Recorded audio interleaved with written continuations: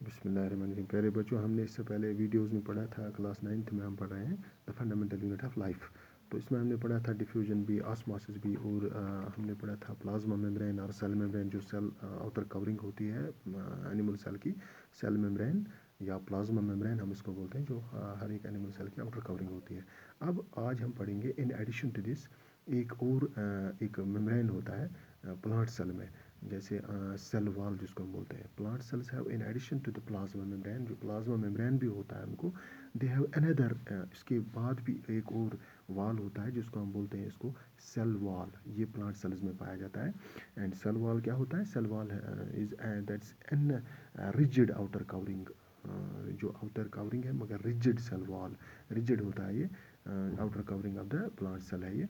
The cell wall lies outside the plasma membrane, ये plasma membrane भी होता है इसमें, और इसके बाहर में एक और प्लांट सेल में एक और वॉल होता है जिसको हम सेल वॉल कहते हैं, जो रिजिड होता है। और जो ये प्लांट सेल वॉल होता है, that's mainly composed of cellulose.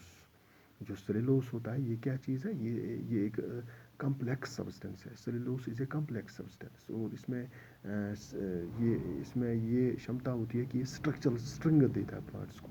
It provides structural string to plants. अब यहाँ पे एक और पॉइंट आपको याद रखना है जिसको हम प्लाज्मोलिसिस कहते हैं। प्लाज्मोलिसिस किसको कहते हैं हम? जब प्लांट सेल में आपने पढ़ाई है, जो जब ऑस्मोसिस प्रोसेस तो आपने पढ़ी है, इससे पहले भी ऑस्मोसिस होती है, जो मूवमेंट ऑफ वाटर होती है from high concentration to low concentration through semi permeable membrane. अब जो हाई कंसंट्रेशन से जब प्लांट सेल में वाटर हाई कंसंट्रेशन में होगा, तो वहाँ से फिर मूवमेंट ऑफ वाटर कहाँ से होगा? हाई कंसंट्रेशन से। सो प्लांट सेल के अंदर इस वक्त अगर वाटर है, तो प्लांट सेल से अब बाहर निकलेगा वाटर। तो यहाँ पे क्या होगा? यहाँ पे प्लांट सेल लूजेज वाटर। किस किस प्रोसेस है जिसको हम बोलते हैं ऑस्मोसिस। तो इससे क्या होता है? इससे श्रिंकेज ऑफ सेल होता है। जो कंटेंट्स ऑफ सेल होते हैं अंदर, सेल के अंदर जो कंटेंट्स होते हैं उनमें श्रिंकेज आता है, उनमें कंट्रैक्शन होता है। And that will be the contents of the cell जो होते हैं, that will be away from the cell wall, और वो सेल वॉल से अलग हो जाते हैं। तो ये जो प्रोसेस होती है, जो फिनोमिनन होता है, this phenomenon is known as plasmolysis. इस फिनोमिनन को प्लाज्मोलिसिस कहते हैं। इसको भी बाय द वे आप वहाँ पे थोड़ा सा याद रख लेना, ये आपकी टेक्स्ट बुक में था। तो अब हम आगे बढ़ेंगे। एक और इम्पॉर्टेंट है जिसको हम बोलते हैं, जो इस सेल में होता है, जिसको हम बोलते हैं, अब वॉल्स तो हो गए, प्लाज्मा मेम्ब्रेन भी, न्यूक्लियर मेम्ब्रेन या सेल वॉल भी हो गया जो प्लांट सेल में होता है। अब इसके बाद और एक इम्पॉर्टेंट स्ट्रक्चर है जिसको हम बोलते हैं न्यूक्लियस। न्यूक्लियस समझो, ये एक हमारी बॉडी के अंदर सबसे इम्पॉर्टेंट जो ऑर्गन होता है। जैसे अगर हम अपनी बॉडी की तरफ देखेंगे तो वो है ब्रेन। ब्रेन से ही सारी इन्फॉर्मेशन आती है, ब्रेन से हम सारे काम कर पाते हैं, यही हमारी सिग्नल्स पहुंचाते हैं। ये जब हर एक एक्टिविटी के लिए हमें सिग्नल पहुंचाते हैं, तो तब हमारी बॉडी काम कर पाती है। जिस तरह हमारी बॉडी में ब्रेन की इम्पॉर्टेंस है, उसी तरह ठीक सेल के अंदर भी एक बहुत ही इंपॉर्टेंट ऑर्गन है जिसको हम बोलते हैं न्यूक्लियस। क्योंकि ये याद रखो आप, न्यूक्लियस जो होता है, without nucleus cell can not survive. Cell बिल्कुल सर्वाइव नहीं करेगी, सेल कैन डेड। जो भी सेल होगी वो डेड हो जाएगी। Without nucleus they can not survive. और जो न्यूक्लियस होता है, न्यूक्लियस बहुत ही इम्पॉर्टेंट है। जैसे ये जो होता है, ये इट कैन शो स्पेशलाइज्ड। अगर न्यूक्लियस ना हो, सेल के अंदर न्यूक्लियस ना हो, it can not show a specialised activity. यानी कि इसको हम क्या कैसे बोलेंगे? स्पेशलाइज्ड एक्टिविटी हम कोई भी सेल नहीं दिखा सकते। जैसे अगर आपकी आँख है, आप आँख से देखते हो, इसमें भी अलग सेल है जिससे आप देख पाते हो। अगर आपकी टंग है जिसमें आप टेस्ट कर पाते हो, इसमें अलग सेल्स होते हैं। आपने पढ़ा है कि हमारी बॉडी में अलग अलग स्पेशलाइज्ड डिवीजन ऑफ लेबर होता है सेल्स में, अलग अलग वर्क होती है इसमें। तो जो ये अलग अलग काम करते हैं, स्पेशलाइज्ड एक्टिविटी अलग अलग होती है, ये नहीं होगा। फिर जब न्यूक्लियस नहीं होगा सेल के अंदर, तो ये चीज़ें भी नहीं होगी। तो अब आपको समझ में आया होगा कि सेल की इम्पॉर्टेंस, ये न्यूक्लियस की इम्पॉर्टेंस कितनी है इस सेल में। तो अगर न्यूक्लियस ना हो तो सेल ही नहीं होगी, सेल डेड हो जाएगी। तो अब इस न्यूक्लियस के बारे में हमें बहुत कुछ इन्फॉर्मेशन, बहुत कुछ हमें इसमें जो बहुत ज़रूरी कुछ हमें जिनको हमें ध्यान में रखना है, जिनको हमें याद रखना है, तो उसके बगैर हम फिर इनकम्प्लीट होंगे। हमने फिर सेल के बारे में पढ़ा नहीं होगा अगर हमें न्यूक्लियस के बारे में पढ़ा नहीं। अगर हमें न्यूक्लियस के बारे में पता नहीं। तो अब न्यूक्लियस के बारे में हमें ये मालूम करना है कि जो न्यूक्लियस होता है डबल लेयर्ड आउटर कवरिंग जो होती है, ये डबल लेयर्ड होती है। ये जो न्यूक्लियस होता है, nucleus is double layered membrane bound structure. जैसे इसमें न्यूक्लियर, जिसको हम न्यूक्लियर मेम्ब्रेन कहते हैं, ये और ये डेंस होता है, स्फेरिकल ऑर्गन है। जैसे इसकी शेप है स्फेरिकल ऑर्गन होता है, ये स्फेरिकल ऑर्गन होता है और डेंस होता है। इसमें बहुत सारा मटेरियल होता है, डेंस होता है अंदर से ये। और एक चीज़ है इसमें, जो न्यूक्लियर मेम्ब्रेन होता है, the nucleus has a double covering, जो मैंने आपको बताया था कि इसमें डबल कवरिंग होती है, जिसको हम न्यूक्लियर मेम्ब्रेन कहते हैं। इस न्यूक्लियर मेम्ब्रेन में पोर्स होते हैं, छोटे छोटे पोर्स होते हैं, जिनको हम कहते हैं न्यूक्लियर पोर्स।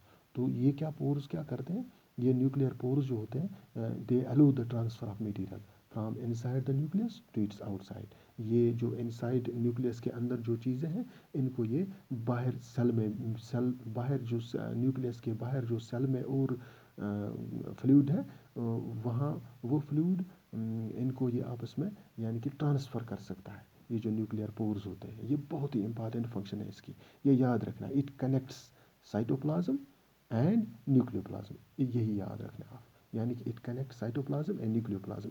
अब आपको ये याद रखना है कि न्यूक्लियोप्लाज्म क्या है। ये दो फ्लूइड है, एक फ्लूइड आप याद रखना कि एक फ्लूइड है न्यूक्लियस में, जिसको हम न्यूक्लियोप्लाज्म कहते हैं, और एक फ्लूइड होता है इस न्यूक्लियस के बाहर, इसी सेल में होता है न्यूक्लियस के बाहर, जिसको हम साइटोप्लाज्म कहते हैं। तो अब इन दोनों फ्लूइड को ये आपस में मिलाता है, ये न्यूक्लियर पोर जिनको हम बोलते हैं।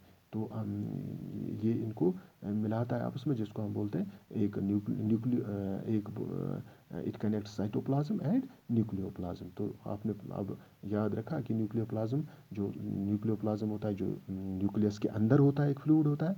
यहाँ पे अक्सर गलती होती है, न्यूक्लियोप्लाज्म होता है जो फ्लूइड के जो इस न्यूक्लियस के अंदर होता है, और साइटोप्लाज्म जो होता है जो इसी सेल में होता है मगर न्यूक्लियस के बाहर होता है। तो इन दोनों चीज़ों को ये मिलाता है। तो इट कनेक्ट्स ये जो it connects cytoplasm and nucleoplasm. ये जो न्यूक्लियर पोर्स होते हैं, ये इनकी फंक्शन होती है। तो अब आगे बढ़ेंगे।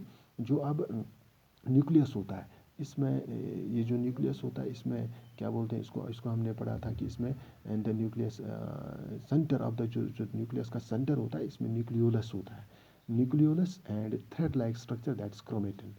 जो न्यूक्लियोलस होता है और सेंटर ऑफ द जो न्यूक्लियस है, इसमें क्या होता है, एक होता है न्यूक्लियोलस और होता है chromatin. Chromatin is it is very important to understand. जो थ्रेड लाइक स्ट्रक्चर होता है chromatin, centre of the nucleus में एक होता है न्यूक्लियोलस और होता है थ्रेड लाइक स्ट्रक्चर, जिसको हम बोलते हैं थ्रेड लाइक स्ट्रक्चर होते हैं, इनको हम बोलते हैं क्रोमेटिन। अब ये क्रोमेटिन जो है, ये क्रोमेटिन बहुत इंपॉर्टेंट है याद रखने के लिए। इसको हम आगे वीडियो में, ये जो इस वक्त वीडियो चल रहा था, इसको हम आगे वीडियो में आपको क्रोमेटिन के बारे में बता देंगे। क्रोमेटिन आपको बहुत ज़रूरी याद रखना है, क्योंकि क्रोमेटिन जो होता है यही ये जो ये क्रोमेटिन अब जब हम पढ़ रहे हैं क्रोमेटिन। जो क्रोमेटिन है, chromatin is composed of two materials. ये दो मटेरियल से बना है, एक डीएनए और एक प्रोटीन। ये याद रखना आप। क्रोमेटिन जो होता है, it's composed of materials, it is composed of DNA and protein. It's composed of DNA and protein. अब डीएनए क्या है? डीएनए है डीऑक्सीराइबो न्यूक्लिक एसिड, इसकी फुल फॉर्म है डीऑक्सीराइबो न्यूक्लिक एसिड।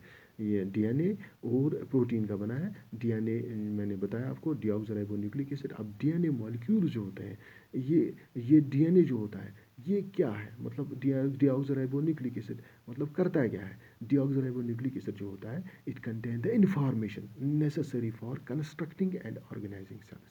इसमें इंफॉर्मेशन होती है कि कैसे सेल्स को चलना है, कैसे सेल्स को और डिवाइड होना है, कैसे सेल को मतलब इसमें ये जो न्यूट्रिएंट्स कैसे हासिल करना है, इस हर एक सेल को न्यूट्रिएंट्स कैसे हासिल करना है, हर एक सेल की कैसे न्यूट्रिशन होती है, हर एक सेल डिवाइड कैसे होती है, ये चीज़ें सब इंफॉर्मेशन होती है किसमें? डीएनए में। जो डीएनए होता है, इसमें सबसे ये सारी इन्फॉर्मेशन जो होती है इसमें, ये डीएनए में होती है। ये समझो आप डीएनए, समझो आप जस्ट लाइक एनी बुक, जैसे आप कोई बुक उठाते हो, पढ़ते हो कोई बुक, वो बुक आप किस लिए पढ़ते हो? ताकि आपको ये लगे कि इसमें कोई इन्फॉर्मेशन आपको चाहिए, कि आप वो बुक खोल लेते हो, आपको वो इन्फॉर्मेशन मिल जाती है। तो एक इन्फॉर्मेशन होती है हर एक बुक में। तो वही बुक समझो आप डीएनए, ये भी वही काम करता है, इसमें भी वही इंफॉर्मेशन नेसेसरी होते हैं for constructing and organising cells. तो अब जब ये जो अब हम यहाँ पे और एक टर्म याद रखनी है इसको आपको, जिसको हम बोलते हैं जीन्स। ये इंफॉर्मेशन जो होती है, the information contained in DNA, information contained in DNA is genes. इसी को हम जीन कहते हैं। जो इंफॉर्मेशन होती है उस इंफॉर्मेशन का नाम जीन्स होता है। तो जीन्स क्या है? Genes in the DNA are responsible for inheritance. अब यहाँ पे और एक चीज़ निकल गई कि जीन्स जो होते हैं यही रेस्पॉन्सिबल होते हैं हमारे डीएनए में। ये रेस्पॉन्सिबल होते हैं किसका? किसके लिए रेस्पॉन्सिबल होते हैं? इनहेरिटेंस के लिए। इनहेरिटेंस क्या होती है? इनहेरिटेंस होती है वो कैरेक्टरिस्टिक्स जो आपको आपके पेरेंट्स से मिलते हैं। जैसे आपको बोलता है कि ये देखो, इसकी आंखें अपनी माँ से मिलती है, या इसकी जो चिन्ह है ये अपने बाप से मिलती है, इसका हेयर जो है ये अपने बाप से मिलता है, इसका फलानी चीज़ फलानी इसकी माँ से मिलता है। तो ये चीज़ें जो होती है यही होते हैं जीन्स, यही होते हैं इनहेरिटेंस, यही कैरेक्टरिस्टिक्स ऑफ पेरेंट्स होते हैं। तो यही जीन्स होते हैं, जीन्स इन द डीएनए।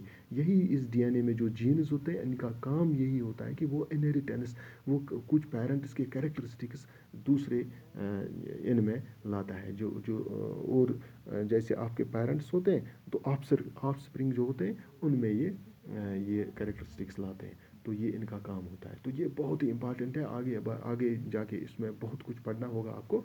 तो इसमें और कुछ आगे जाके हम पढ़ सकते हैं।